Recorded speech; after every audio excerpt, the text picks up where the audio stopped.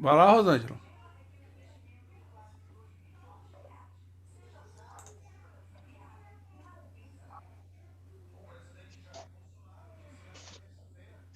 Aperta a barra de espaço, Rosângela.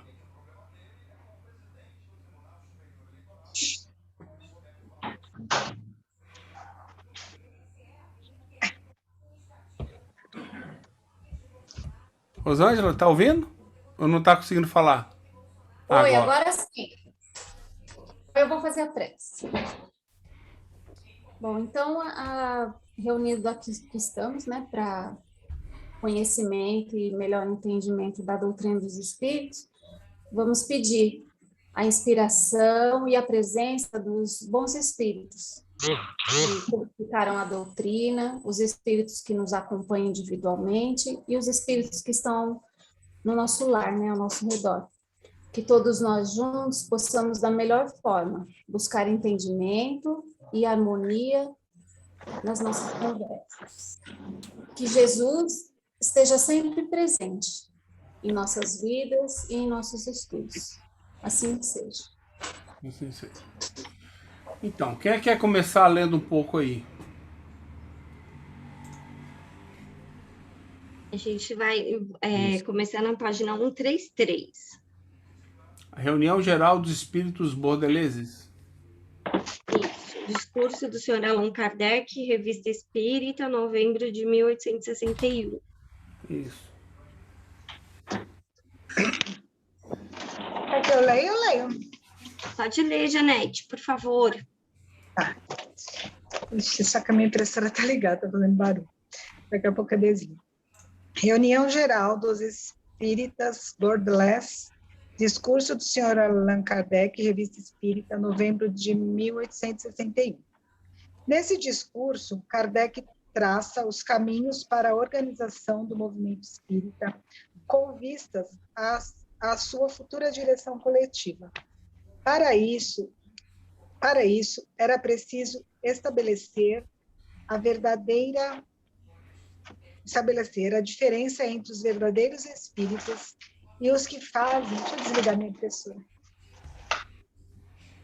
e os que fazem do espiritismo apenas uma máscara e que o combatem.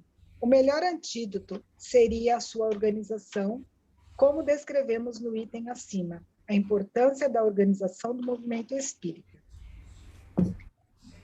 Em seguida ao discurso, Kardec leu a primeira epístola de Erasto, que representa a palavra dos espíritos que elaboraram os ensinamentos da doutrina espírita sobre a liderança do Espírito da Verdade, afirmando: compreendestes, e todos os vossos irmãos compreenderão, como vós, quais vantagens e progressos que propaganda resultarão da adoção de um programa uniforme para os trabalhos e os espíritos da doutrina que nós vos revelamos. Artigo: Organização do Espiritismo, Revista Espírita, dezembro de 1861. A questão principal desse longo artigo de Allan Kardec para a organização do movimento espírita é a formação de muitos pequenos grupos, em vez de grandes sociedades, a qual ele denominou sistema de multiplicação dos grupos. 20 grupos de 15 a 20 pessoas obterão mais e farão mais para a propaganda do que uma sociedade única de 400 membros. E Fail vai apresentar diversos argumentos a favor dessa diretriz para cada uma das cidades e conclui: tudo milita, pois, em favor dos temas que propomos, quando um pequeno grupo fundado em qualquer parte se torne muito numeroso, que faça como as abelhas, que, enxames saídos da colmeia-mãe, vão fundar novas colmeias, que, a seu turno, formarão novas colmeias. Serão tantos centros de ação irradiando em seu círculo respectivo e mais poderosos para a propaganda do que uma sociedade única. O movimento espírita depende de uma uniformidade na doutrina, consequência natural da adoção da base de princípios da filosofia da ciência espírita, para a homogeneidade de pensamentos que torna a reunião séria e estável. A primeira condição a impor, se não se quer estar a cada instante distraído por objeções ou por perguntas ociosas, é, pois, o estudo preliminar. Essa simpatia comum não ocorre quando existem ideias divergentes e pessoas que fazem uma oposição surda quando não aberta. Kardec explica. Longe de nos dizer com isso que é preciso abafar a discussão, uma vez que, ao contrário, recomendamos o exame escrupuloso de todas as comunicações e todos os fenômenos. Está essa, né? Pois, bem entendido, que cada um pode e deve emitir sua opinião, mas há pessoas que discutem para impor a sua e não para se esclarecer. É contra o espírito de oposição sistemática que nos levantamos, contra as ideias preconcebidas que não cedem mesmo diante da evidência. Tais pessoas são incontestavelmente uma causa de perturbação que é preciso evitar. Isso não significa que a meta é aquela absurda de formar os grupos com participantes perfeitos, tendo o Espiritismo por objetivo a melhoria dos homens, não vem procurar aqueles que são perfeitos, mas aqueles que se esforçam para se tornar a pôr em prática o ensinamento dos espíritos. O verdadeiro espírita não é aquele que chegou ao objetivo, mas aquele que quer seriamente atingi-lo. Quaisquer que sejam, pois, seus antecedentes, é bom espírita desde que reconheça suas imperfeições e que é sincero e perseverante em seu desejo de emendar. O espiritismo é para ele uma verdadeira regeneração, pois rompe com o seu passado, indulgente para com os outros, como gostaria que fossem para comigo. Futuramente, haveria a organização das assembleias, verdadeiras festas do espiritismo, mas não haveria filiação entre os grupos, pois não deve haver supremacia material de nenhuma sociedade. O ponto de apoio sólido deve ser os princípios da doutrina e não uma instituição humana, explica Kardec. A autonomia ocorreram na... Oi? Não? Alguém está ouvindo o Paulo sobre autonomia. Vamos divulgar aí, gente. Ele invadiu nossa reunião. Não está nem prestando atenção. Vamos lá, vamos se o Paulo está aí. Continuando. Que busca, em suas instruções, organizar grupos regulares e frutíferos. Como se vê, nossas instruções se dirigem exclusivamente aos grupos formados de elementos sérios e homogêneos, aquele que querem seguir a senda do espiritismo moral, tendo em vista o progresso de cada um, objetivo essencial e único da doutrina, em aqueles, enfim, que querem nos aceitar por guia e levar em conta os conselhos de nossa experiência. Por fim, Kardec explica o papel da sociedade parisiense nessa fase de elaboração da doutrina espírita, como organizadora dos princípios, centralizando a rede de comunicações recebidas dos mais diversos lugares. Mas ela não tinha uma supremacia material, não comandava os grupos, nem fazia filiações. Como sociedade iniciadora e central, poderia estabelecer com os outros grupos ou sociedades relações puramente científicas, mas aí se limita o seu papel. Não exerce nenhum controle sobre essas sociedades, que não dependem dela de maneira alguma, e ficam inteiramente livres para se constituírem como ou entenderem. As sociedades eram como observatórios do mundo espiritual por meio de suas reuniões mediúnicas. Por isso, adotavam as recomendações Aí no Rio de Janeiro e organização científica em assembleias à semelhança das academias, mas mantendo entre si um foco em suas relações. Limitam-se às relações morais, científicas e de mútua benevolência, sem nenhuma sujeição, transmitirão reciprocamente o resultado de suas observações, seja pelas publicações, seja pela correspondência. Com a particularidade de que, em sendo seu tema a moral, os espíritas devem se relacionar e aplicar em suas vidas a moral autônoma. Há nos planos de Kardec algo inédito e especial do espiritismo, pois as sociedades não devem possuir entre elas nenhuma que se sobressaia, querendo assumir um papel de supremacia material ou relação de filiação, pois todas estão lado a lado na elaboração e divulgação do espiritismo. Essa organização era provisória, pois...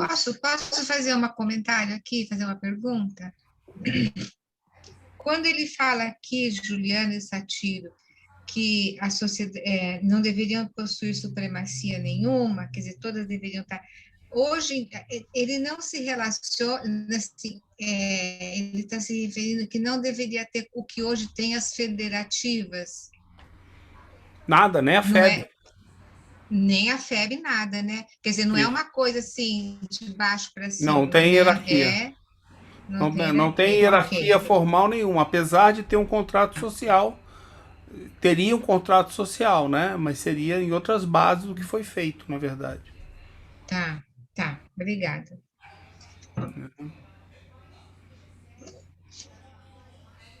Voltando. Essa organização era provisória, pois tal é, no estado atual das coisas, a única organização possível do espiritismo. Mais tarde, as circunstâncias poderão modificá-la. Essa seria a posterior fase da direção coletiva, como veremos a seguir. Artigo... continua, Ju? Alguém quer comentar alguma coisa mais? Quer fazer algum comentário? Eu acho que ele vai aprofundar nisso agora, né? E aí, ele vai aprofundar. O outro item é sobre a hierarquia invertida, mas a gente pode ir interrompendo a qualquer momento, gente. Qualquer momento. Mas ele vai começar a aprofundar agora os detalhes. Agora que começa mesmo. Eu percebi que o Kardec ele está bem assim atento, né, à publicidade do espiritismo. Achei muito legal isso, né? E quando ele fala assim que os espíritas não têm que ser perfeitos, mas também tem que ficar atento aos seus próprios defeitos, né? É interessante também, muito interessante. É a proposta de autonomia, né? Não adianta você esperar milagre no centro, né? Porque o espiritismo não vai fazer milagre, né? É a sua própria busca. E eu vejo que Kardec ele fala assim da responsabilidade, da atitude de cada indivíduo. Isso. Ele não está falando o grupo tem que ser correto, o grupo, né? Ele chama para cada indivíduo. É isso mesmo. Seja cada um grupo deve de saber. 4, seja grupo de 12, seja grupo de 30, ou seja, todos juntos, né? É porque nós, apesar de ser um grupo, essa é uma grande diferença de uma organização normal, né? Eu percebo assim, apesar de ser um grupo, é um grupo de pessoas imperfeitas que estão tentando se melhorar. Cada um ajuda onde pode e erros vão acontecer, problemas vão acontecer. Mas juntos, cada um tentando agir, a coisa vai andando, vai se ajustando, a gente vai aprendendo junto. Então, é mais uma forma de praticar a moral autônoma. Mais uma oportunidade, né? É isso aí. Porque quando ele traz essa questão, tem um artigo na Revista Espírita que ele vai falar, né? O Espiritismo se estabelece como um princípio que antes de crer é preciso compreender. Então, ele dá essa liberdade para que você possa, né, estudar, compreender o Espiritismo, e aí você aceita, crê, acredita nele se você quiser. Não impõe nada a ninguém. E ele coloca, ele não se impõe. Veja, observar, comparar e vinde a nós livremente. Porque ali, quando você está lá para aprender, você vai usar, né, todo esse aprendizado para você se transformar naquilo que você não compreende. Principalmente as questões que mais eram debatidas. Deus, alma e o futuro. Eu vejo, ele coloca aqui esse trecho aqui, né? Ó, é bom espírita desde que reconheça suas imperfeições e que é sincero e perseverante em seu desejo de se emendar. Então, assim, eu me lembro, assim, de esses 21 anos, né, conhecendo um pouco o espiritismo, eu já fui em vários centros espíritas. E a gente vai lidar com pessoas e você vai conhecendo cada pessoa. E, às vezes, você não tem afinidade, né? E daí a gente pega e vai conhecer outros lugares, porque não adianta a gente ficar num lugar e ficar, né, ali com aquela vibração ruim. Aí você vai conhecer outros lugares.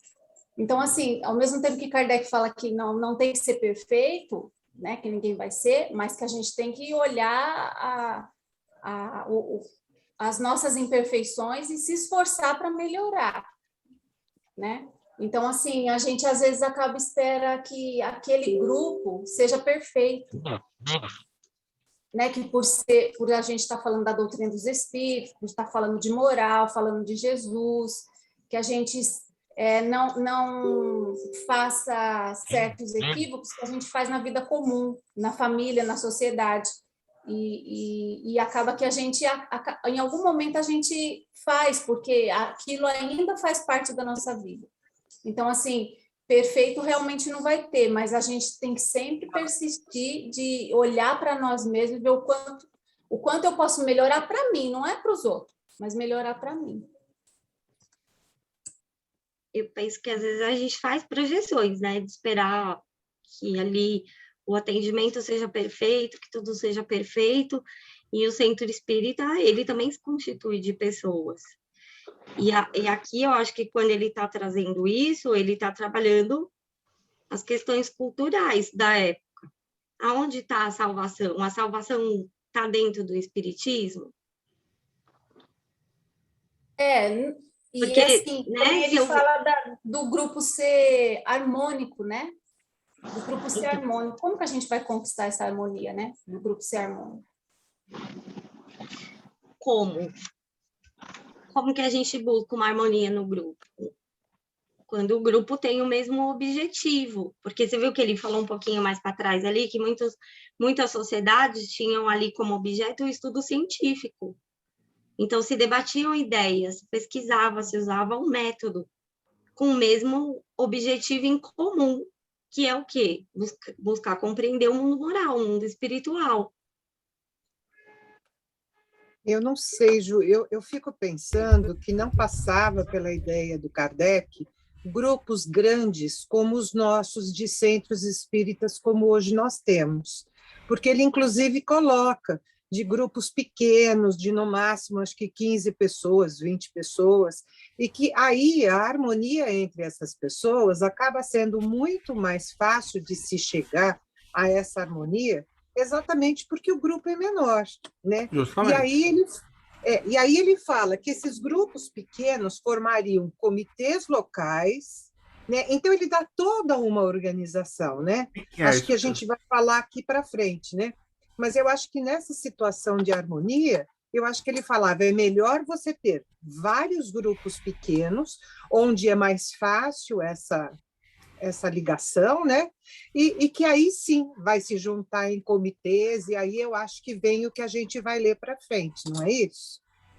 Então, se a gente pensar na estrutura de um centro, vamos supor esse exemplo de 400 pessoas, às vezes tem pessoas ali que nunca se viram, nunca se encontraram. Que afinidade que essas pessoas têm? Nenhuma. Né? Nenhuma. Que a gente vai construindo essa afinidade, penso eu, né?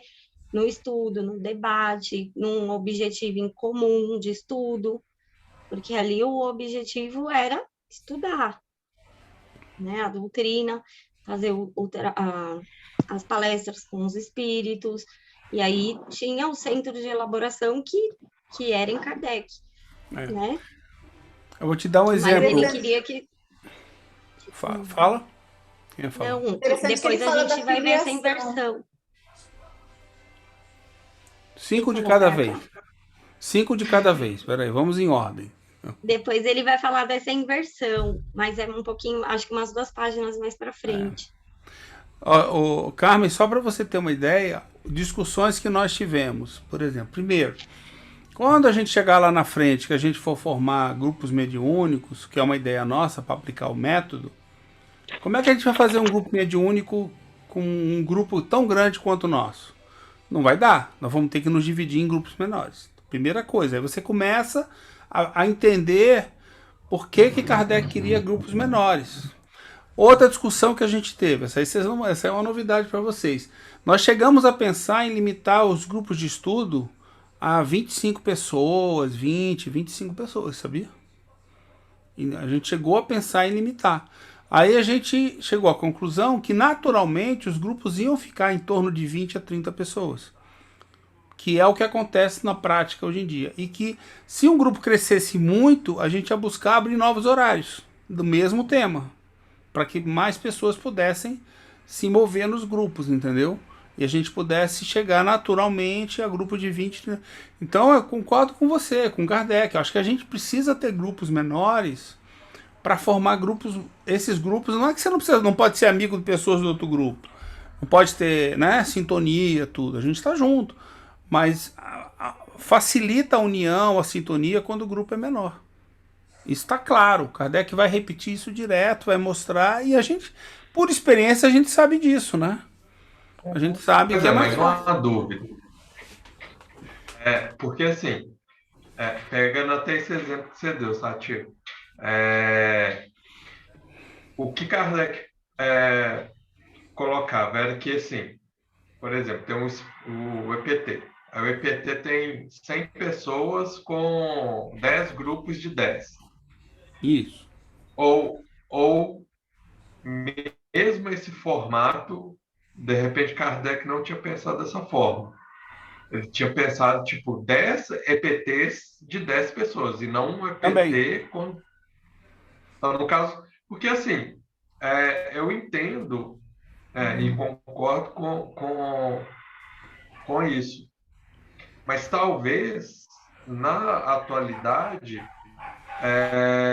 talvez um formato mais adequado seria mais ou menos esse. Você tem lá uma sociedade espírita maior, que dentro dela vão ter vários grupos, né? E aí dentro desses grupos tem uma harmonia, né? Aí eu fiquei com essa dúvida, qual que era o formato adequado, né? Porque eu não sei, mas pensando agora, talvez na nossa atualidade, talvez não seria muito viável ter essa formação de vários e vários grupos, né, independentes entre si, né? Eu não sei dizer para você qual é a solução, mas a gente percebe, os que querem ficar com a gente vai construindo estudos e espalhando estudos. Ah, pintou muita gente nesse daqui. Eu vou tirar a gente, eu vou reduzir. Tirar não. Eu vou propor outros horários para que as pessoas se transfiram. É por isso que a gente tem vários coordenadores e a exigência do coordenador não é ser uma pessoa estudada. A exigência é que ele coordene só a parte administrativa do grupo e participe do grupo. Então isso já não cria nenhuma hierarquia. E segundo, o seguinte, se algum grupo, se 20 pessoas daqui falarem assim, a gente queria sair e montar um grupo nosso, o que o EPT faz? Apoia. Ah, o que você precisa de ajuda? O que você precisa de tecnologia? Se for preciso, se for possível, a gente ajuda a construir um site, dá orientação sobre tecnologia, a gente faz o que for necessário para que as pessoas continuem estudando. Não precisa... O importante é que as pessoas estudem o espiritismo, não estudem com a gente. Não existe uma Não, mas competição. o exemplo que eu dei foi mais no sentido geral mesmo, né? Como que Sim. Kardec imaginava isso? Ele imaginava vários grupos mesmo, né, independentes, ou se esses grupos poderiam estar debaixo de uma instituição qualquer, de uma sociedade. Não. Ele imaginava primeiro. Do que eu estudei, a gente vai ver para frente, ele imaginava a primeira opção. São vários grupos pequenos, que se mantivessem pequenos. Entendi. Ponto final. Entendeu? Tipo assim, o EPT com 60 pessoas já está grande para ele. É porque, na verdade, ele não está falando da questão do estudo em si. Tipo, um grupo de estudo igual o nosso, que nosso foco é só estudar. É só estudar. O que ele está falando aqui, da questão de como se estabelece, ele vai falar aqui na questão científica mesmo da doutrina, porque o espiritismo ele é uma ciência progressiva. E Kardec imaginava que a gente fosse seguir, né, na mesma linha que ele, como uma ciência. Isso. E aí você tem a questão dos grupos esse era mediúnicos. O objetivo. Você tem a questão de estudar pelo método. E aí? Entendeu? Aí fica muita gente... Mas a gente não utiliza mais o método do Kardec, porque a gente não fala com os espíritos nesse sentido de buscar o entendimento cientificamente. Isso. Não, a gente não usa mais esse método que ele, né, que é a proposta do espiritismo, que é o que ele vai falar um pouquinho mais para baixo. Então, né, não vou ficar lendo, porque senão vai adiantar. Vamos seguir, que eu acho que na própria explicação do Kardec já vai responder as dúvidas. Vamos lá. Artigo: Publicidade das Comunicações Espíritas, Revista Espírita, janeiro de 1861.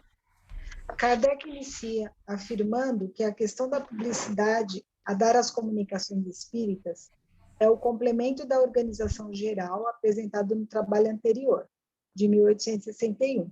Os espíritos vinham oferecendo elevados sentimentos, ensinamentos e desenvolvimento de ideias, tanto em Paris quanto no mundo, como Kardec vinha publicando em sua revista.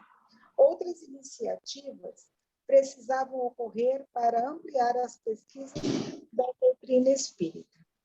Dando essas comunicações, os espíritos têm em vista a instrução geral, a propagação dos princípios da doutrina, e este objetivo não seria atingido se, como dissemos, permanecessem escondidos nas pastas de papelão daqueles que as obtêm. E, pois, útil difundi-las pela via da publicidade. Disso resultará uma outra vantagem muito importante, a de provar a concordância do ensinamento espontâneo dado pelos espíritos sobre todos os pontos fundamentais, e de neutralizar a influência dos sistemas errôneos, provocando seu isolamento. Atualmente, os 3 critérios necessários para essa publicidade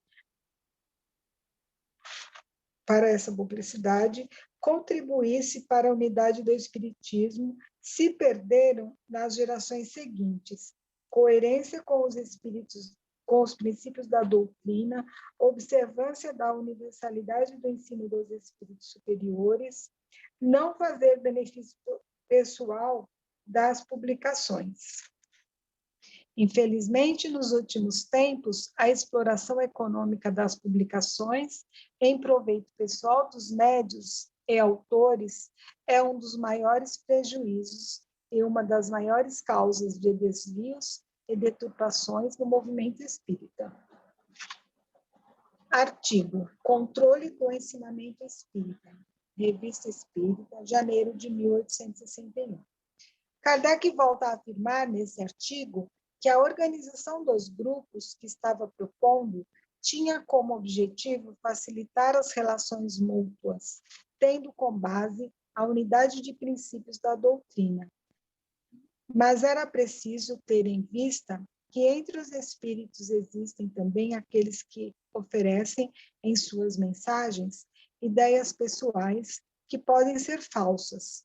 Alguns fazem uso de nomes reconhecidos para serem aceitos. E espíritos orgulhosos podem criar sistemas divergentes em conflito com os princípios verdadeiros do espiritismo. Por isso, o melhor critério é a conformidade do ensino dos espíritos, dos diferentes espíritos, e transmitidos por médiuns completamente estranhos uns aos outros. Quando o mesmo princípio for proclamado ou condenado pela maioria, será necessário render-se à evidência. Se é um meio de se chegar à verdade, seguramente é pela concordância, tanto quanto pela racionalidade das comunicações, ajudadas pelos meios que temos para constatar a superioridade ou a inferioridade dos espíritos, cessando a opinião de ser individual, por tornar-se coletiva. Adquire um grau de mais autenticidade, uma vez que não pode ser considerada como resultado de uma influência pessoal ou local. Vamos aqui pontuar que esse método do espiritismo da universalidade é a maior garantia de autenticidade de sua doutrina. Kardec... Eu queria fazer, Janete, só um minutinho, por favor. Eu acho que isso que a gente acabou de ler tem uma importância muito grande, porque Kardec o tempo todo, né, desde que ele começou a estabelecer as bases da organização, né, unidade de princípios, de método, ele a todo momento na fala dele está uma preocupação muito grande em evitar o personalismo, né? E mais uma vez aqui, quando ele diz, né, da importância, né, o meio de se chegar à verdade seguramente é pela concordância, tanto quanto pela racionalidade das comunicações, né? E aí mais para frente, cessando a opinião de ser individual. Então, mais uma vez, a gente vê uma preocupação muito grande dele, né? Da disciplina dos médiuns, da nossa análise criteriosa das comunicações, de elas estarem coerentes com os princípios da doutrina espírita, né? Mesmo porque, né, como a gente fala, podia ser quem fosse, né? Mesmo que desse o nome aí de um espírito, vamos dizer, supostamente de alta escola, mas o nosso raciocínio analítico de avaliar se o conteúdo da mensagem, a natureza da mensagem, estava coerente com os princípios da doutrina espírita. Então, isso é, assim, fundamental. Viu, só a título de informação para vocês aí, ele está falando desses artigos, tudo na revista de 61, mas ela é tudo na revista de 62 que eu achei, viu? Teve um erro aqui, eu acho. Não é revista de 61, é 62, é janeiro de 62. É isso mesmo, Rodrigo. Então, a gente precisa fazer uma observação e fazer chegar isso ao Paulo, porque o Paulo... Eu já passei por Lucas, Marisa. Ah, tá bom. Eu já passei por Lucas. Tá bom, beleza. Ah, tá. Marcar aqui no livro. 1862. Marisa. O anterior também, né, Rodrigo? O da publicidade também é 62. Isso, tá. tudo 62, né? Ótimo, 1862. Ok. Diga, Alisson. Mas essa questão que você está colocando, eu não sei, eu entendo que e depois que a gente tem essa ideia de que a opinião pessoal ela não sobressai sobre o ensinamento coletivo, né? Eu imagino que, né, pelo que eu entendo, mesmo essa nossa interpretação, né, essa nossa análise, né, ela só vai se tornar de fato uma orientação se essa conclusão for as pessoas chegarem a essa conclusão, né, de forma coletiva, né? Porque, por exemplo, se tem dois grupos, aí um grupo, ambos grupos, né, dedicados ao estudo, à análise, mas um conclui uma coisa e o outro conclui outra, né? Ainda vai haver uma divergência, né? Então, e aí qual é o filtro para isso? Você tem razão, né? É a concordância geral, né? Então, mas em função, qual é o filtro para essa concordância? Estar coerente com os princípios da doutrina. Isso. Isso é fundamental. Então, é bem isso que você falou. Até porque, realmente, na nossa interpretação, às vezes pode ter um viés ainda, né? Então, qual é o ponto comum? Qual é o senso comum? É quando todos concluem que está coerente com os princípios da doutrina. Aí, perfeito. Mas não é só não é só a concordância com a doutrina. É também a universalidade. Vários espíritos com certeza, que não se conhecem passando a mesma mensagem. Senão é uma opinião. Se fizer sentido com a doutrina, mas se for de um espírito, continua sendo uma opinião. Nesse sentido, então, tem que ter muita gente falando a mesma coisa que não se conhecem. Exatamente. Entendeu? Exatamente. Não é? Mas tem um parágrafo. E aí, até pegando essa última, quando ele fala da questão da publicidade, ontem eu vi uma coisa que, assim, na hora eu fiquei até bem bravo. Porque a FEB, ela pegou só aquele capítulo das preces do Evangelho segundo o Espiritismo, lançou um livro só com aquele pedaço e com uma comunicação que supostamente é uma comunicação do Allan Kardec com os espíritos brasileiros. Então, assim, eles fizeram um livro só com isso. Então, assim, desmembraram, destruíram o Evangelho segundo o Espiritismo, né? Porque o Evangelho segundo o Espiritismo não é só aquela parte de preces, né? Inclusive, o próprio Kardec fala que aquilo ali é uma orientação para quem quiser usar, né? Não é nem um princípio doutrinário, né? E misturou aquilo com uma comunicação que eles falam que é de Kardec, mas é bem possível que não seja, né? Então, assim, é de um absurdo que assim, é impressionante. Na hora que eu vi assim, eu não acreditei. Quando o Kardec ele comenta aqui, né, nesse parágrafo, mas não haverá filiação entre os grupos, pois não deve haver supremacia material de nenhuma sociedade. O ponto de apoio sólido deve ser os princípios da doutrina, e não uma instituição humana. Então, o que acontece? Acabou que aqui no Brasil se dividiu uma instituição humana, onde tem pessoas filiadas, e quando há comunicações lá, acaba que todo mundo, por você estar filiado, é como se você estivesse dando carimbo, né? No que o espírito lá falou. E é um espírito num grupo que tem um monte de pessoas filiadas, e aí aquele espírito falou é universalidade. Não é. Então, isso que o Kardec está propondo de vários grupos pequenos, espalhados pelo mundo inteiro, e, gente, por mais que a gente tenha internet, a gente não vai conhecer todo mundo.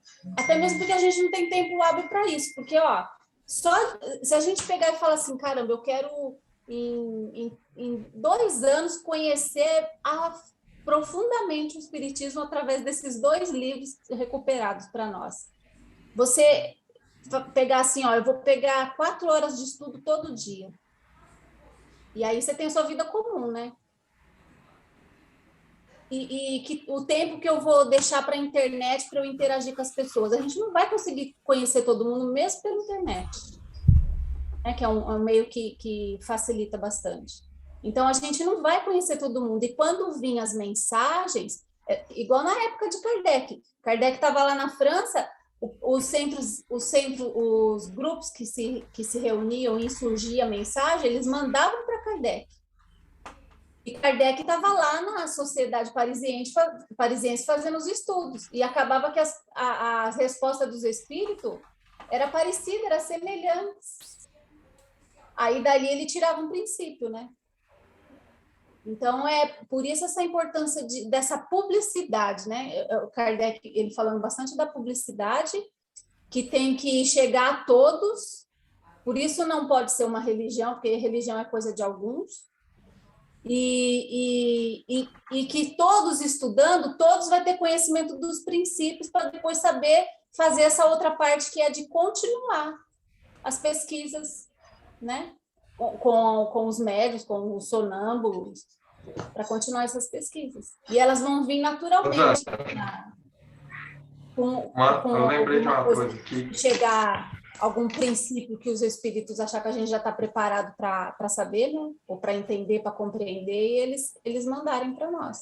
Que vai acrescentar no que já tem até hoje e que a gente nem sabe de todos, né? Ou pelo menos a gente lê, mas não memoriza, não traz para a vida prática. Então, a gente precisa trazer para a vida prática todos esses princípios. Fala, Alisson, você ia falar alguma coisinha? Aqui, eu me lembrei de uma ocorrência que aconteceu hoje, que foi até na internet mesmo. Vários perfis de pessoas que divulgam o espiritismo começaram a divulgar uma mensagem alertando sobre um vídeo que deturpava um princípio do espiritismo, né?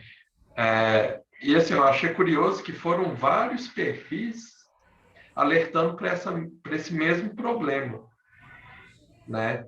Então, a importância, né, da gente ter uma rede de pessoas que, de fato, estão estudando para alertar sobre isso, né? Comprometidas, né? Comprometidas. Então, eu achei isso muito interessante e me lembrei disso agora e da gente estar justamente falando dessa questão da publicidade, né? Nós ainda temos que, como nós somos responsáveis e comprometidos, né, com a fidedignidade da doutrina espírita, dos princípios, nós teremos muito trabalho pela frente. O Paulo mesmo diz que chegará, sim, esse momento em que serão retomados os grupos mediúnicos, né? E no momento que nós estivermos maduramente preparados, maduramente do ponto de vista espiritual. Para isso, depois de muito estudo, esses grupos vão começar a surgir, né? E ele até entrou, porque uma das perguntas que a gente se faz, eu acho que, de certa forma, todos nós aqui, bom, agora a gente não tem Kardec, né? Para validar todas essas informações que chegaram. E aí o Paulo, ele assim, comentou que, com certeza, vai haver uma forma, através de algum comitê, ou de vários comitês, enfim, que vai fazer esse papel de filtrar, achar concordância, retirar as disparidades para poder se adotar como um novo princípio, ou um novo conceito, enfim, né? Então, mas é muito interessante, né? Porque Kardec, lá no começo, um pouquinho antes que a gente, um pouquinho atrás, ele já fala da importância do estudo preliminar. Então, assim, nós temos um longo caminho pela frente, todos nós, através do estudo profundo mesmo, né? E nas discussões, como nós estamos fazendo, extremamente saudáveis, de entender profundamente tudo isso, né? Não dá mais para a gente ficar no raso, de certa forma. Eu estou falando por mim, né? Com certeza aqui deve ter pessoas que estudam há mais tempo, enfim, mas mesmo estando na doutrina espírita desde os 15 anos, toda essa revolução espírita, né? Toda essa ressignificação que nós estamos encontrando, de culpa, de castigo, de punição, de expiação, de autonomia, né? Então, é uma coisa que estará muito bem sedimentada em nós, né? E isso a gente só vê realmente com um estudo profundo mesmo. Outro dia mesmo, a gente estava lendo uma frase, quando que foi? No sábado, no nosso estudo da autonomia, numa frase do Livro dos Espíritos, no que diz respeito à lei do progresso, e ali está perfeitamente claro, né? A autonomia de cada um, o esforço próprio de cada um, mas a gente agora está lendo com olhos de ver e ouvidos de ouvir, então a gente está sendo criteriosa nesse entendimento, porque antes nós líamos, né, o Livro dos Espíritos, lia a pergunta, lia a resposta, mas agora nós estamos realmente decodificando o pensamento de Kardec, e isso é fundamental para o entendimento, pelo menos eu percebo assim. Essa palavra que você falou, Marisa, é exatamente essa. Outro dia eu estava pensando sobre isso, decodificando. Exatamente. Eu penso que é exatamente isso que você falou, porque as leis, o entendimento das leis que regem o mundo espiritual, os espíritos já trouxeram. E eu acho que agora a gente está na fase, né, dessa compreensão mais profunda, porque a nossa ciência ela vai avançar, avançou muito, né, da época de Kardec. A gente vê, né, nos estudos que ele traz científicos, desde quando o homem começou a observar tudo, a natureza, pelos sentidos, né, os sentidos físicos, com uma inteligência limitada. E hoje, o quanto que a parte material avançou, mas o espiritismo ele vai se fundamentar no nosso progresso moral, como alma, como espírito. E o entendimento disso está na obra, nas obras, né, aliás, em todas. Só que isso foi desviado, porque a parte moral, né, foi desviada. Porque são os livros que vão focar nisso. A parte psicológica que tem lá na Gênese e também no Céu e no Inferno. Por que a parte psicológica? Porque está nas nossas associações de crença. Percebe? O espiritismo, ele vai trazer uma desconstrução de crenças que a gente tem enraizada dentro de nós. Quais são essas crenças? Deus, a alma e o futuro. Porque qual é o futuro meu? Tá, eu sou espírita, eu acredito que depois que eu morro eu sobrevivo, eu sou uma individualidade. Tá, mas o que acontece comigo? Porque todo mundo já fez essa pergunta. Para onde eu vou? O que vai acontecer comigo? Mas aí a gente tinha aquela questão de lugares circunscritos. E aí tem uma boa parte do Céu e Inferno que a gente vai ver Kardec desconstruir isso, de lugar circunscrito, né? Na Gênese também, que ele vai falar, a ciência diz que não existe alto e baixo no espaço. Não existe essa relação. Mas as leis que regem a alma são imutáveis, são eternas. E os espíritos trouxeram isso para nós. É que eu acho que a gente não tinha a maturidade para compreender. Acho que todos nós que estamos buscando esse estudo hoje com todo esse resgate da parte psicológica, da evolução do espírito, eu acho que está amadurecendo isso agora. E também com todos os desvios que ocorreram, porque a moral que se foi passada, principalmente aqui no movimento espírita brasileiro, eu não posso falar fora, mas aqui é essa, uma moral que vem de uma estrutura de poder. Moral heterônoma. Não é nem só a questão da heteronomia, é a questão da moral de Rustang, não é a moral espírita. Porque mas a moral de Rustang parece que é heterônoma, porque é com todos aqueles dogmas lá que as igrejas, né, já tinham, é heterônoma. Não, o fato da fé pegar lá e criar um livro pegando só a parte das preces, demonstra claramente o viés que ela quer dar, que ela dá ao espiritismo, né? Que é esse viés religioso, né? Você não precisa do Evangelho segundo o Espiritismo, você precisa só lá do saber rezar aquelas preces lá e pronto. Né? Mas, e Alisson, a mensagem lá de Kardec... Alisson, essa coletânea de preces espíritas, que é só essa partezinha, já existe há muito tempo. Eu não sei se, como você está falando, com uma... Como é que você disse? Que o próprio Kardec faz uma fala para os brasileiros. Isso não consta. Eu, inclusive, tenho de quando eu ia aqui na federação, não a federação, aqui em São Paulo, né? Como é que chama? Federação Espírita de São Paulo, isso. Eu ia aqui, lá existe. Então, assim, essa coletânea, ela já é de muito tempo e não está junto. O Evangelho tem, mas tem só a coletânea, né? Agora, eu não sei se eles incluíram essa fala de Kardec, né? Essa colocação. Essa edição que eu peguei, ela lá na descrição tem essa informação que traz essa mensagem de Kardec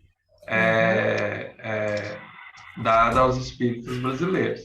Mas, assim, mesmo tendo já há algum tempo, demonstra esse viés. Claro, lógico. Eu acho que isso reforça o entendimento da gente de perceber há quanto tempo isso está acontecendo. Eu mesma tenho isso, né? E nunca me toquei, nunca parei para pensar que, poxa, isso realmente é trazer para a religião mesmo, né? Então, isso já há muito tempo ocorre, né? Eu tenho visto algumas lives aí, né, de pessoas que, vamos dizer, tem uma representação significativa, né, no movimento espírita. Então, do próprio Charles Kemp, da Elsa, lá do Reino Unido, da Vanessa, nos Estados Unidos, que é uma psicóloga neurocientista. Ainda quando foi? Acho que foi domingo, né, Sam? Até que eu passei para a Sandra também. Que dia é hoje? Terça-feira, né? Foi no domingo.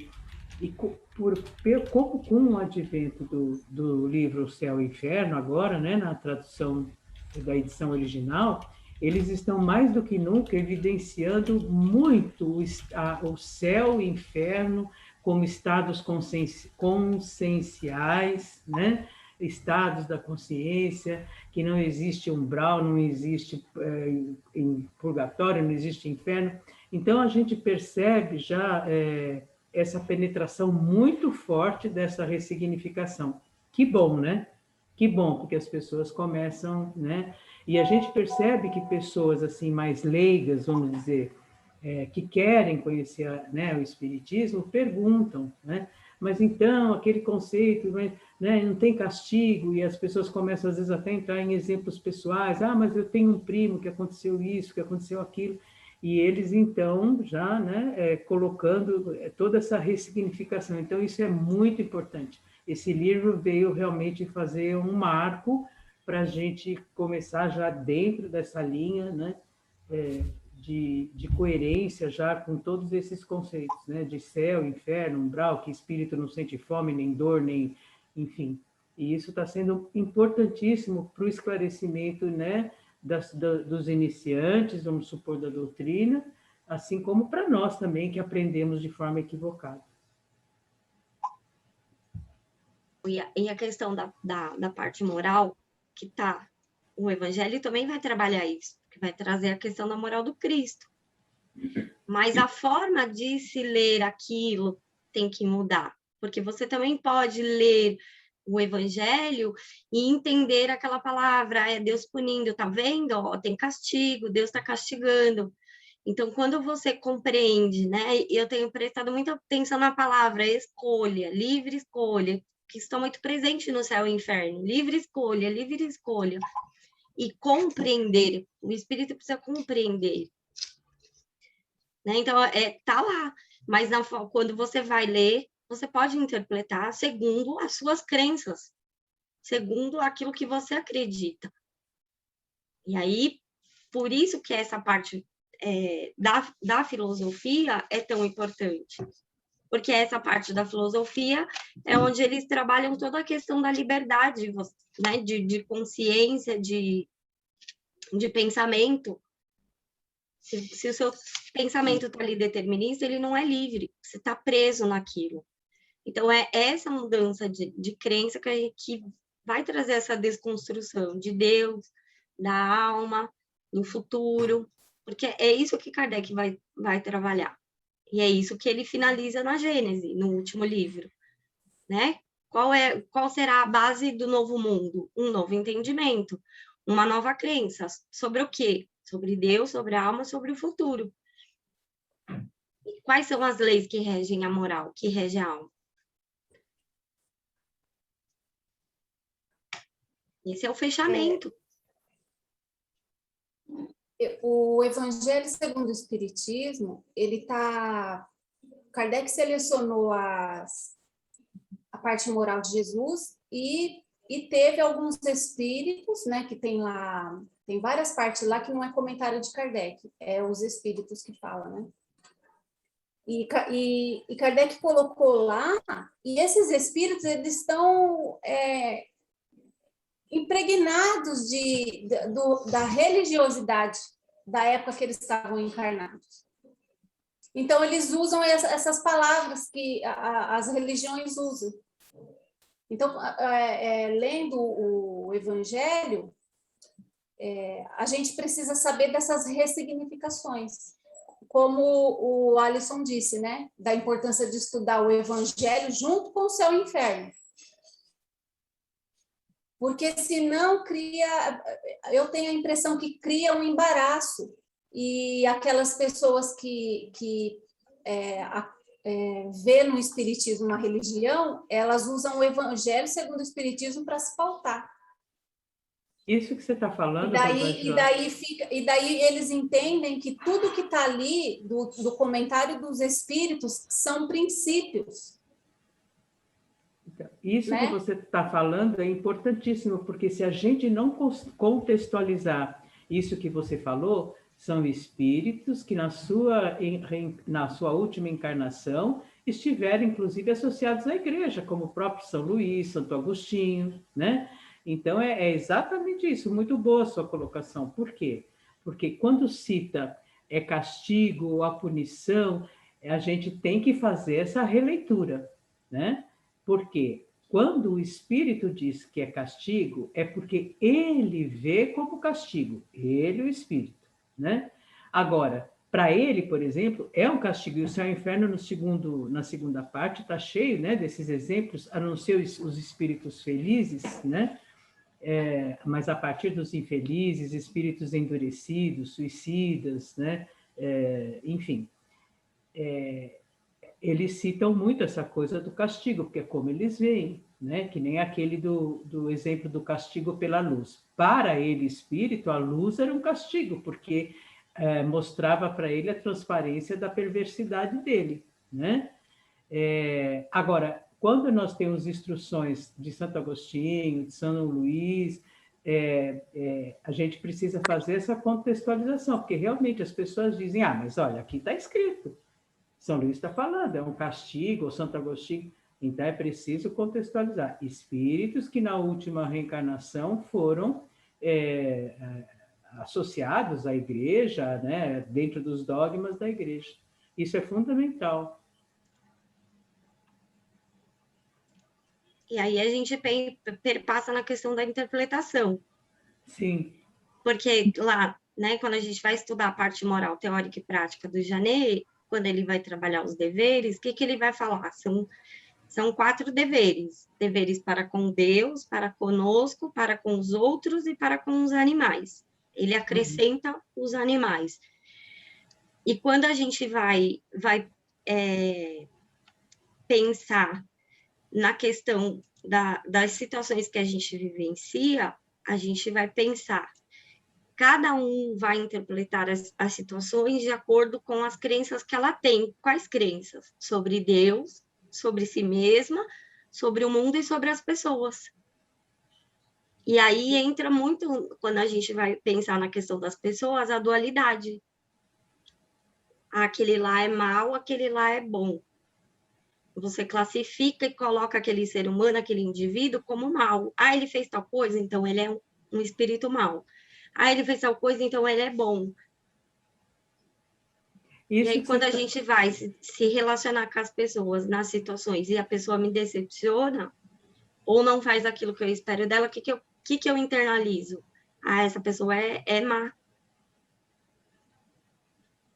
Aí eu não consigo separar o ato, a situação, a circunstância, porque a parte psicológica, ela vai trazer toda essa reflexão de você observar o ser humano dentro da subjetividade dele, porque a gente não consegue compreender o que o outro está sentindo, pensando, ao menos que esse outro verbalize para mim. Mas mesmo que eu verbalize, por exemplo, se eu falar, Marisa, eu te amo, você é uma amiga querida. Você sabe o quanto... Eu também, Juju. Eu sei, mas eu sei o quanto. Você sabe o quanto? Isso só dentro do nosso sentir. Então, é subjetivo o nosso. Percebe? Então, o Janet traz essa reflexão. Isso que você está trazendo, Ju, também é tão interessante para nós, porque dentro do espiritualismo racional, quando a Juliana falou que o Paul Janet fala dever para com os outros, nesse outros ele inclui a família, os amigos, né? E aí ele cita os deveres. E aí isso que a Juliana acabou de falar. Quando a gente faz o bem pelo bem, o dever pelo dever no sentido moral, nós temos que fazer a todos, independente se a pessoa é boa ou má. Não, eu só vou fazer o bem, então, para quem é bom. Não. E aí nós temos que passar por cima de todos os... Aí é realmente o verdadeiro exercício da caridade desinteressada, do amor ao próximo, como nos pediu Jesus. Quando a gente começa a descer nessas questões, nessas reflexões profundas, é muito bonito, porque a gente começa a se questionar até que ponto nós estamos sendo coerentes com tudo isso que nós estamos vendo, né? E isso é fundamental, porque enquanto nós estamos estudando, enquanto nós estamos vendo, é fantástico. Agora, quando a gente se questiona, bom, agora é eu comigo, eu estou sendo coerente com tudo aquilo que eu estou acreditando, que eu acredito, né? Eu ponho o bem, o fazer o bem acima de qualquer circunstância, seja bom, seja mal, seja quem eu não tenho afeto, seja quem eu não tenho muita simpatia, ou eu estou sendo seletiva? Mas você percebe que toda essa questão, essa ponte psicológica, a gente não tinha isso? Uhum. Porque se eu tenho só esse pensamento, igual você falou, qual é o sentimento que me vem? Culpa. Aí eu trago para mim. Eu construo crenças disfuncionais sobre mim mesma. Eu não sou boa, eu não faço bem, eu não faço as coisas direito. Então, o outro sou eu, né?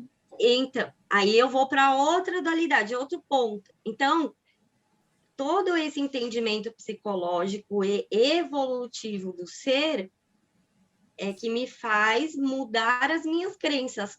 Crenças sobre o quê? Sobre mim mesmo, sobre Deus, sobre o mundo, sobre as pessoas.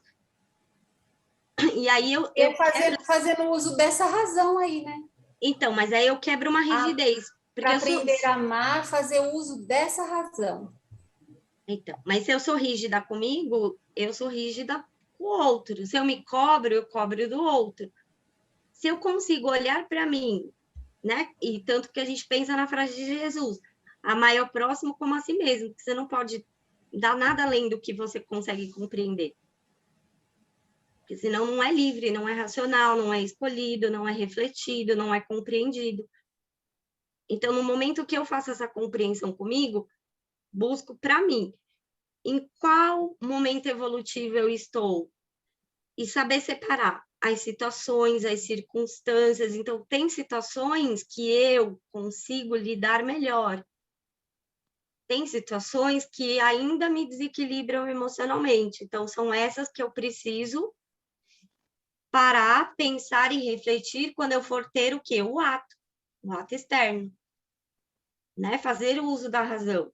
Mas para, né, que o bem se torne uma virtude em mim, primeiro eu preciso pensar para fazê-lo, que é o ato refletido, escolhido, que vai se tornar hábito, que depois se torna uma virtude. A gente não chegou nessa etapa, porque a gente pensa, o que eu faço? Eu faço, eu não faço, isso é bom, isso não é? E aí entra a questão várias questões, a intenção, a minha compreensão. Então, esse e é aí um processo... eu estou condicionada com todo esse outro modo de pensar e lá na hora da atitude eu preciso estar sempre no consciente, né? Isso para lá na hora da atitude a gente usar. A gente percebe as questões psicológicas de hoje. Síndrome do pânico, depressão, essas doenças todas não trazem as nossas emoções, gente? Para a gente ter o quê? Usar a razão para modificar a forma que eu estou interpretando aquela situação que eu estou vivendo, que está me gerando o quê? Medo, tristeza, raiva, uma alegria ódio. exacerbada, que eu vou lá para o polo do êxtase, que também não é bom. Percebe? A gente está aprendendo a lidar com isso. E exatamente, é por isso que eu falo, esse resgate do espiritualismo, ele vai trazer exatamente essa profundidade de compreensão, separar as questões que são do corpo, as questões que são da alma, e o espiritismo... Isso foi tirado do conhecimento humano, né? Porque estava, que nem o Paulo fala, né? Estava lá nas universidades, nas escolas, e foi tirado. E quem hoje qual o meio pelo qual hoje a gente pode fazer publicidade dessa moral? Por enquanto é o espiritismo. Então, tem mas olha só. Algumas pessoas individuais, né, já praticando a moral autônoma, mas de uma maneira mais coletiva, assim, eu acho que o espiritismo. Por isso a publicidade é importante. Por isso que nesse artigo de Gales, a comunicação, aquela, né, comunicação não violenta, ela vai muito nesse sentido também. Inclusive, eu estou até curioso em reler o livro novamente, porque quando eu li, é uma perspectiva que é muito alinhada a essa questão da autonomia e de não entender as coisas como bem e mal. E quando eu terminei de ler, eu terminei de ler e pensei assim, isso não é possível ser aplicado. Justamente por conta dessa ideia do bem, do mal e tal. Então, eu quero até reler novamente com esse novo entendimento, porque eu acho que vai mudar algumas coisas. Esse artigo que eu falei da Revista Espírita, de 67, olha o que ele fala. Ele fala assim, não é possível que um dia o conhecimento de novas leis tornem a vida extracorpórea tão evidente, tão racional. É uma publicação que Kardec traz de um jornal. Então, ele está fazendo esse questionamento, porque ele está trazendo a questão do livre pensamento e da livre consciência. E, olha, gente, olha o que ele fala. Ele fala assim, ó, esta hipótese tornou-se realidade. É o espiritismo que devemos. A confiança no futuro traz a coragem moral para enfrentar as vicissitudes do presente. E aí é o que ele coloca mais para frente. O livre pensamento é o livre exame, a liberdade de consciência que simboliza a emancipação intelectual e a independência moral. O livre pensamento eleva a dignidade do homem e olha a frase do espiritualismo, faz um ser ativo e inteligente. Não é condicionado. É um artigo, gente, maravilhoso da Revista Espírita. Né? E ele cita, ele faz a comparação dos materialistas com os espiritualistas, e quem resolve a questão? O espiritismo. Porque ele traz as respostas das leis que regem a alma. Mas dentro de todo esse contexto psicológico que já se estudava. Mas isso não chegou para a gente, isso chegou como forma dogmática. Ó, você lê ali, da forma como você interpretar, então, se toda vez que eu leio o Espírito está falando que ele é castigado, que ele sofre, então isso vem da onde? De Deus. Porque vem das crenças. Qual artigo que é, Juliana? Chama Livre Pensamento, de 1800, acho que é de janeiro, peraí. Acho que é janeiro ou não, é fevereiro de... fevereiro de 1867, Livre Pensamento, Livre Consciência. É um artigo maravilhoso. Ótimo, obrigado.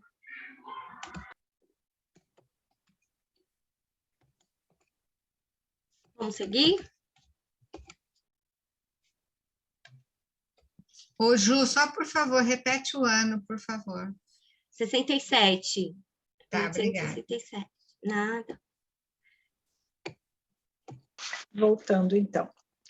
Vou voltar para o início do parágrafo.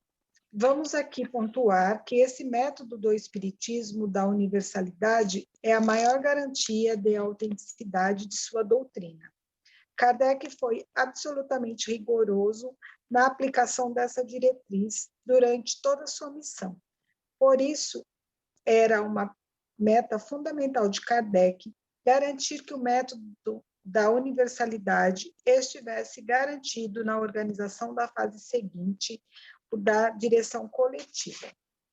Todavia, infelizmente, a desorganização ampla e intencional, ocasionada por um pequeno grupo após a morte de Rivail, encerrou todos os benefícios esperados dessa primorosa organização proposta para o movimento espírita, sendo causa primeira da desmobilização das atividades e relações científicas entre os grupos.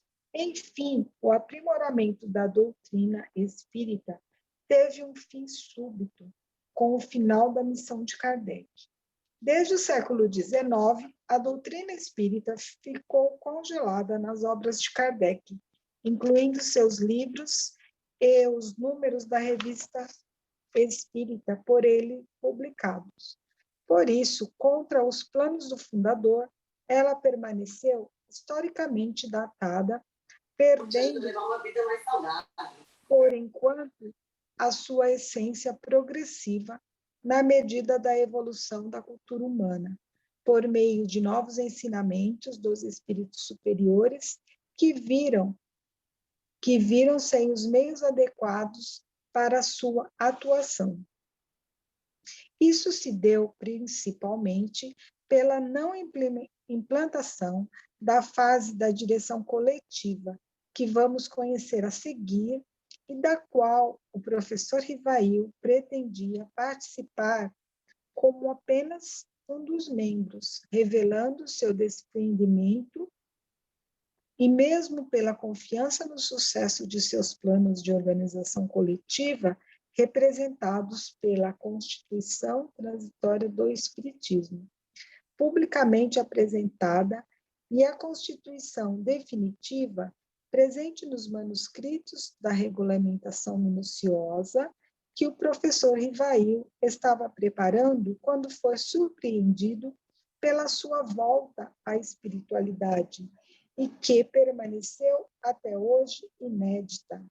Portanto, desconhecida dos espíritos, como vamos demonstrar, esse percurso, idealmente planejado, foi drasticamente interrompido por 2 episódios sucessivos: a morte do fundador e o posterior golpe dado em seu legado. Continua. Essa documentação foi encontrada pelo Paulo ou Ju, ou Satiro? Essa Constituição definitiva que ele estava escrevendo foi encontrada? Esse material está no meio das cartas e dos materiais que o Charles Kempf, que o próprio, agora o Lucas, né? Mas está lá anterior, o material que foi encontrado sobre esse material, sobre o Lucas encontrou, que são de Kardec, materiais de Kardec. Isso aí não estava na obra, nenhuma obra básica. Isso aí são as cartas, os escritos. Isso também está na Revista Espírita. Entendeu? Por que você acha que não tem... Na minha opinião, é proposital você não estudar a Revista Espírita no movimento espírita. É mais uma coisa que nego não quer que estude, entendeu? São 12 anos, 12 livros, de cada um de um ano, que não se pretende aprofundar. Alguém já viu aí algum estudo da Revista Espírita em algum lugar? Ah, pretende sim. Pretende, tem alguns eu seres... vou ver aqui, hein? Pois é, mas assim... Nenhum lugar. Ainda falei ontem no estudo, o meu sonho agora é, toda vez que a gente for estudar uma obra de Kardec, por exemplo, vai estudar a Gênese, pegar todos os artigos da Revista Espírita que falam sobre aquele tema, porque eu acho que um estudo, assim, foi a minha proposta ontem, né? Proposta assim, né? Verbalizando a minha vontade em fazer um estudo desta forma, sem tempo para acabar, e buscando todos os artigos da Revista Espírita que Kardec trabalhou sobre aqueles temas que estão sendo abordados lá. Olha que fantástico. O Alisson gostou da ideia.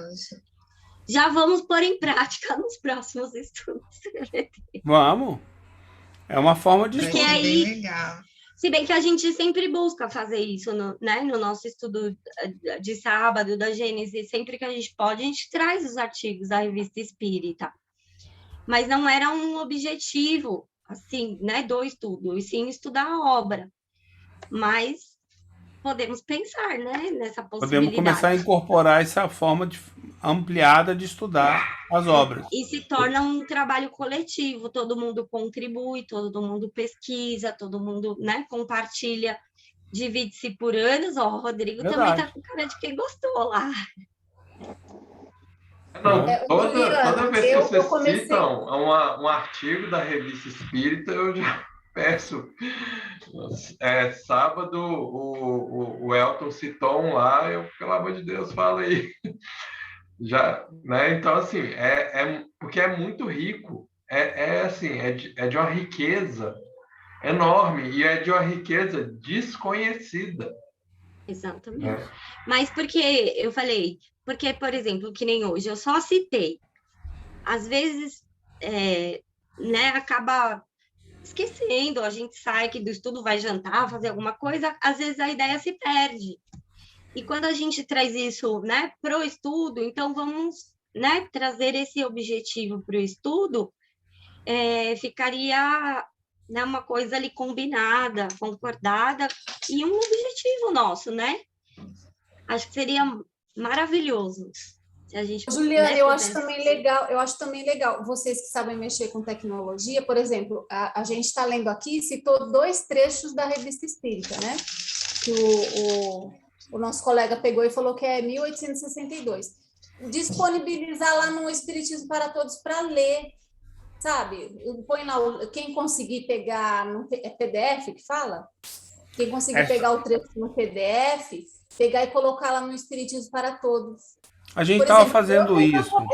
É que na própria biblioteca a gente já vai disponibilizar a revista. Na biblioteca, a gente vai Porque às começar a fazer Mas isso. como o Espiritismo para Todos ali, né? Eu acho que é legal também.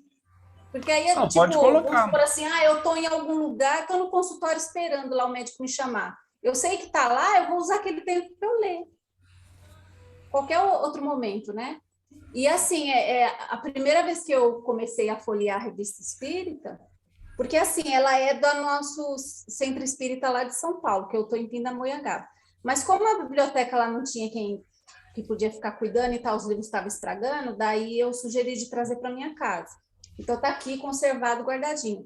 E quando eu comecei a questionar que palavra é essa, magnetismo, no Evangelho segundo o Espiritismo, daí eu peguei e fui na Revista Espírita. Então, magnetismo e sonambulismo, eu li bastante coisa na Revista Espírita sobre isso. Sim, é por aí. Agora, a Juliana já deu dica aí do que a gente achar lá, né, Juliana? Também. Não só o magnetismo e o espiritismo, mas isso daí que você falou, da artigos que fala sobre a construção da Gênese e também da livre escolha, né? É. Isso aí é uma forma Tem da gente artigos estudar, né? sobre o espiritualismo, Sobre né? tudo. Que é sobre, principalmente, né, que tem artigos, a união do espiritismo com a filosofia. Isso daí é um meio de publicidade que a gente pode fazer ali, né, no WhatsApp ali, entre nós, e aí cada um que tem grupo, que tem conhecido, que talvez possa se interessar, compartilha lá. As pessoas leem. Ela não pega o livro, entendeu? Ela não abaixa o PDF no celular dela, no computador, mas de repente está lá, aquele pequeno artigo, ela lê. Sim, concordo com você. Isso aí é... Mas principalmente isso é uma recomendação de estudo, né? Toda vez que você pegar uma nota que cite um artigo, ou... Né, porque normalmente os artigos nas obras estão em notas, os artigos são citados ali, ou pelo editor ou pelo próprio Kardec, às vezes. Não continua estudando só a obra, vai lá naquele artigo e estuda aquele artigo. Entendeu? Eu costumo falar assim, que primeiro eu passeio pelo livro, a primeira vez que eu pego ele, eu leio, grifo as coisas que eu acho interessante, e depois eu pretendo voltar em cada um deles pegando todos os artigos, e pegar e ler na Revista Espírita. Sim, mas a gente vai ter muita chance, porque assim, por exemplo, a gente está acabando a turma de sábado. Daqui a algum tempo a gente vai reabrir, aí tem uma turma nova que está na terça-feira. Daqui a um tempo a gente vai reabrir uma segunda turma da Gênesis, começando do zero. Aí a gente já traz essa proposta melhorada de fazer o estudo dessa maneira. Da maneira que a gente não estude só a obra, estude a obra e os artigos da Revista Espírita relacionados aos principais temas que estão aí. Fica como dever de casa. Então a gente vai ver como é que a gente vai fazer, chega num acordo. Então enriquece o estudo e complementa o estudo. Na minha opinião, eu concordo com a Ju, da melhor maneira possível. Não tem outra maneira melhor de estudar do que se você se referenciar lá. Porque Kardec, inclusive se você vê o ano de publicação da obra e tudo que sai dela é tudo anterior. É tudo anterior à obra, entendeu? Então, assim, as obras, o último ano que ela foi publicada é anterior ali. Você pode voltar, que tem vários artigos completos que foram usados na obra. Que estão lá, às vezes, ipsis literis. Rosângela, você falou lançar lá no EPT, lá no Face? Qualquer lugar. Pode lançar no grupo de estudo, no Telegram, pode lançar no Facebook. Por exemplo, eu lançava... Todo lugar que a gente puder publicar esses artigos... Publicar faz bem. Todo lugar. Justamente, todo lugar. Né? Eu fazia isso antes.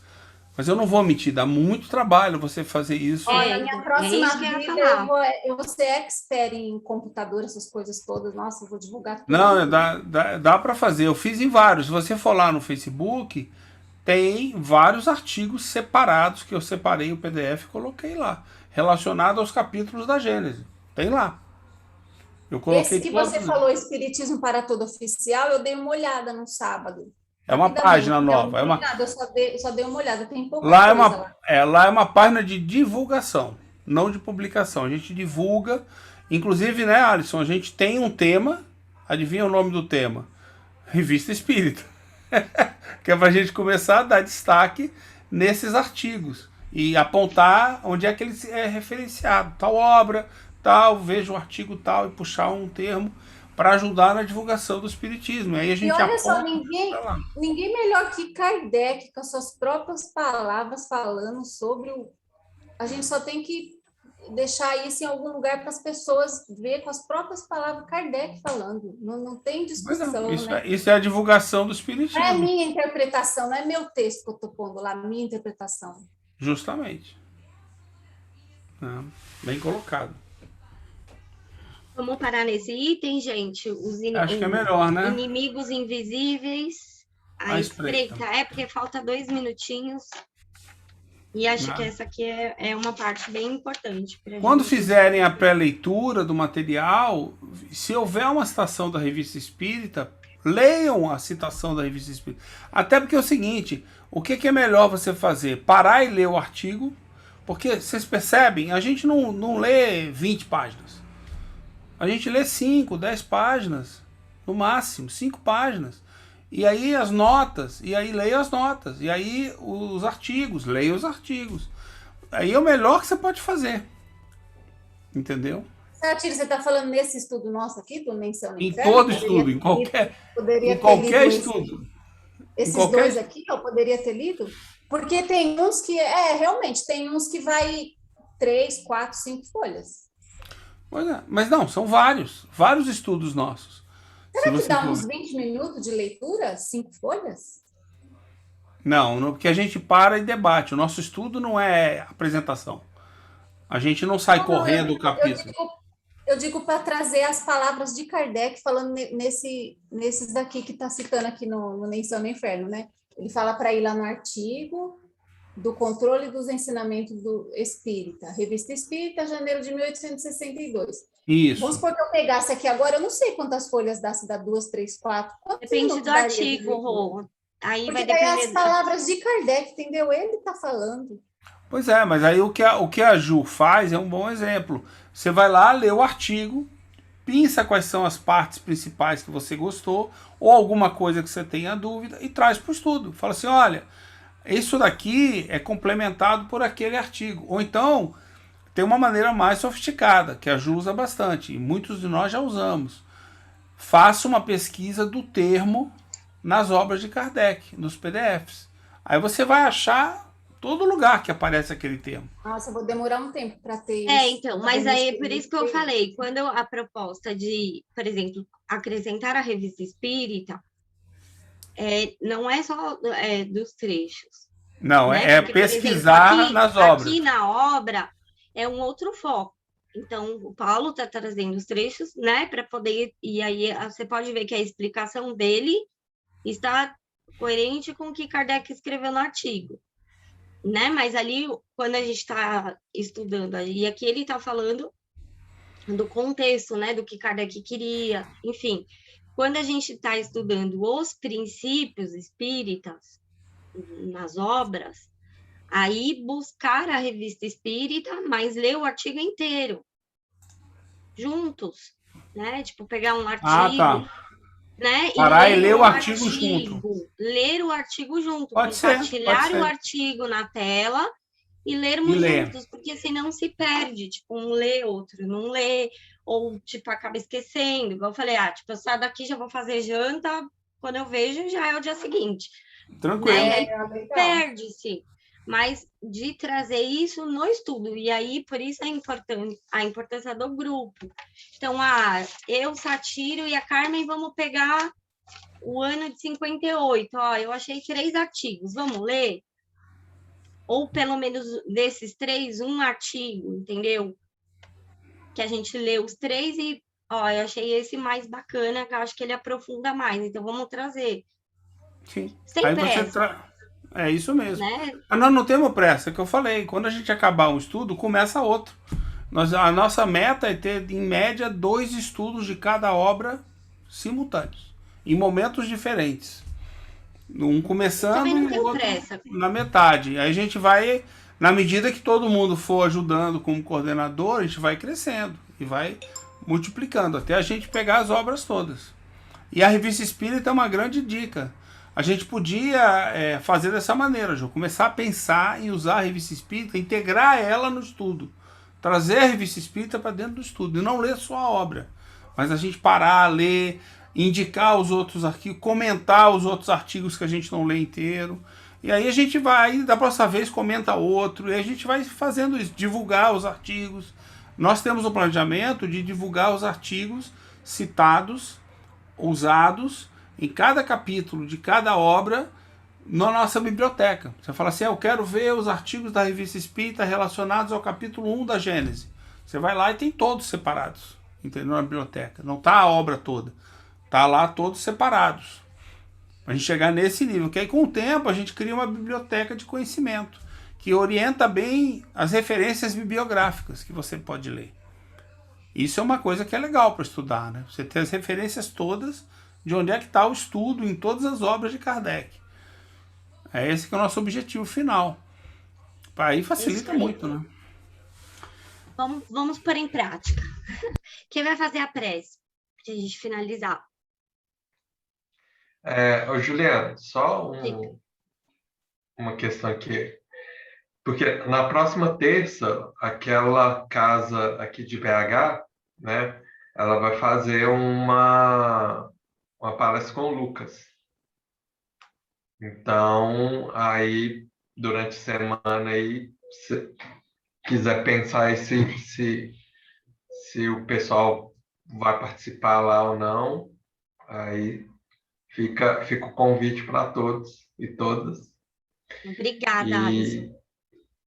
Aí fica ao seu critério aí de liberar ou não a turma para ir lá assistir. Eu não libero ninguém, cada um que é autônomo, né? E se escolha, não vem me deixar na terapia.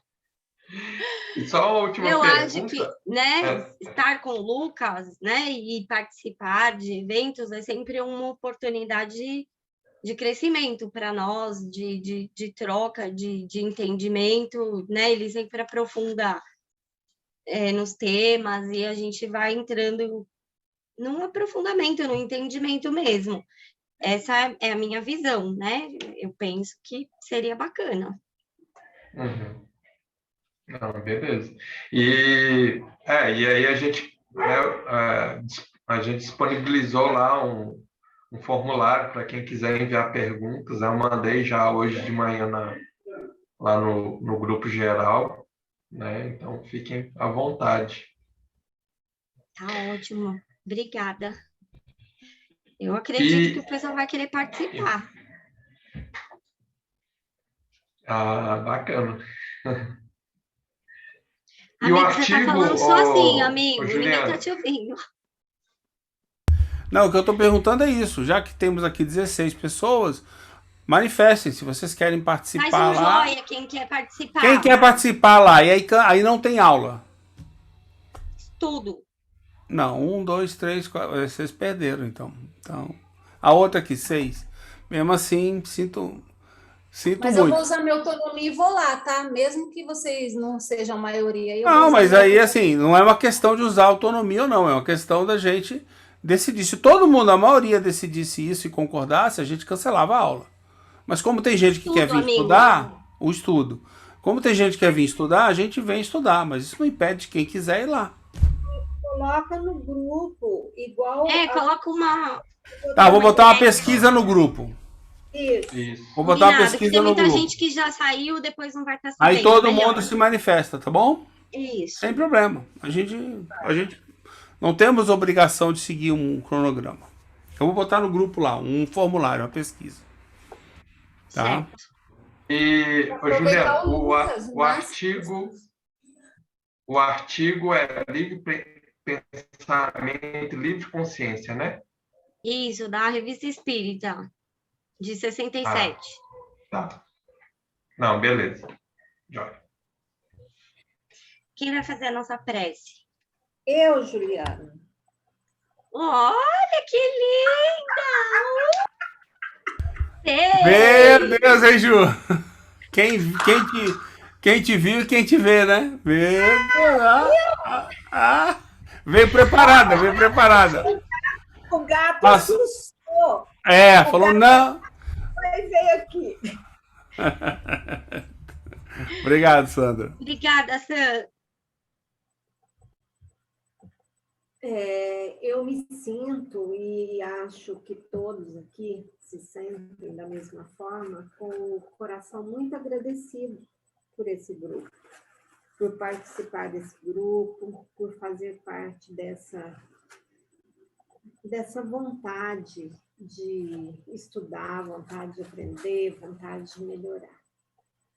Então, eu quero agradecer a todos que participam, aos coordenadores que nos orientam e à espiritualidade que nos intui e nos mostram os caminhos.